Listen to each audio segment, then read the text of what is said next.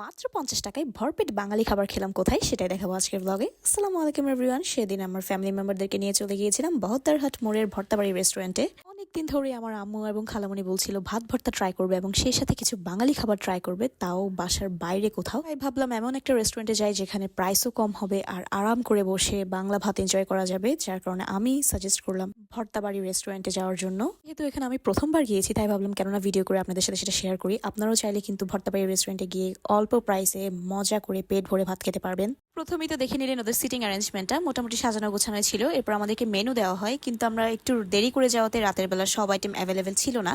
তো আমি ওদের কিচেনে ঢুকে দেখলাম গরম গরম ডাল রান্না করা হচ্ছিল তখন, কারণ এর আগের ডাল মেবি শেষ হয়ে গিয়েছে। আর অনেকগুলো ভর্তা সাজানো ছিল। এই রেস্টুরেন্টের একটা জিনিস আমার কাছে খুব ভালো লেগেছে, সেটা হচ্ছে ওরা ফুল ভর্তা প্লেটটা আপনাকে এনে দিবে, সেখান থেকে আপনারা আপনাদের পছন্দ মতো ভর্তা খেতে পারবেন।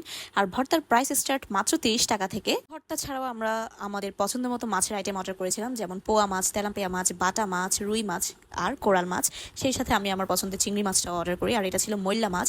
এটা নাকি অনেক মজা হয়েছে। এখানে এতগুলো খাবার তো আমার একা খাওয়া সম্ভব না, তাই আমার সাথে যারা যারা গিয়েছে ওদের রিভিউটাও আমি আজকে আপনাদেরকে বলবো। সাদা ভাত দিয়ে খাওয়ার জন্য 2 রকমের চিকেন নিয়েছিলাম, একটা ছিল চিকেন রোস্ট আর একটা ছিল চিকেন ঝাল ফ্রাই। আমি বলবো চিকেন ঝাল ফ্রাইটাই বেশি মজার ছিল। আপনারা যারা সাদা ভাত দিয়ে চিকেন ট্রাই করবেন, আমি আপনাদেরকে মাস্ট রেকমেন্ড করবো এই ঝাল ফ্রাইটা খেয়ে দেখার জন্য। এটা অনেক বেশি মজার ছিল, এটা না খেলে আসলে আমি টেস্টটা আপনাদেরকে বোঝাতে পারবো না।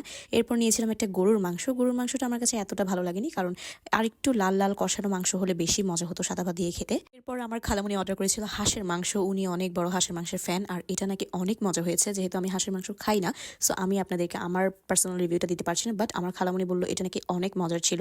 আর এটার টেস্টও নাকি একটু ডিফারেন্ট ছিল। রেগুলার হাঁসের মাংস যেভাবে রান্না করা হয় ওইভাবে রান্না করা হয়নি, এটা আর একটু ভুনা ভুনা করে রান্না করা হয়েছে। আর এই চিংড়ি মাছের ভুনাটা ছিল 10 on 10। এটা সাদা ভাত দিয়ে খেতে খুবই মজার লাগছিল। এখানে 3 পিস চিংড়ি মাছ দেওয়া হয়েছিল আমাদেরকে। ওদের প্রত্যেকটা আইটেমই মজার ছিল এমনটা আমি বলতে পারবো না, কারণ এক একজনের টেস্ট বাট এক এক রকম। আপনারা খেয়ে দেখলেই বুঝবেন ওদের আইটেম কোনটা বেশি মজা কোনটা একটু কম মজা। ওদের ওয়েটারগুলোর ব্যবহার খুবই ভালো ছিল, ওনারা অনেক ফ্রেন্ডলি ছিলেন। আমরা ডেকে জিজ্ঞেস করলাম এখানে কোনটা কিসের ভর্তা, কারণ আমি এতগুলো ভর্তা কখনো খাইনি, তো আমি জানি না যে কোনটা আসলে কিসের ভর্তা।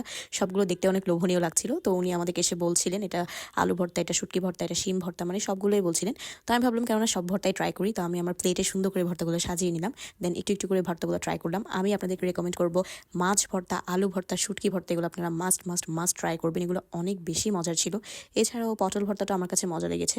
আর বাকি ভর্তাগুলো আমি আসলে বুঝতে পারিনি, আমি কথা বলতে বলতে খেয়ে ফেললাম, তো আমি টেস্টগুলো সম্পর্কে আমার এখন মনে নাই। এরপরে আমি চিকেন ঝাল ফ্রাইটা দিয়ে ভাতটা খাচ্ছিলাম। উফ, আমার আবারও খেতে ইচ্ছে করছে। এটা এত বেশি মজার ছিল, মানে ভোলার মতো না এই টেস্টটা। এরপর একটা চিকেন বিরিয়ানি নিয়েছিল আমার বোন, তো আমি চিকেন বিরিয়ানিটা বললাম একটু ভিডিও করি। তো ওই চিকেন বিরিয়ানির মেইন যে পোলাওটা সেটা একটু মিষ্টি মিষ্টি টাইপের ছিল, অ্যান্ড এটা খেতে আমার কাছে অনেক ভালো লাগছিল। বেসিক্যালি আমরা সব জায়গায় যে চিকেন বিরিয়ানি খাই সেখানে পোলাও, চিকেন রোস্ট, ডিম এগুলাই দেয়, তো এখানে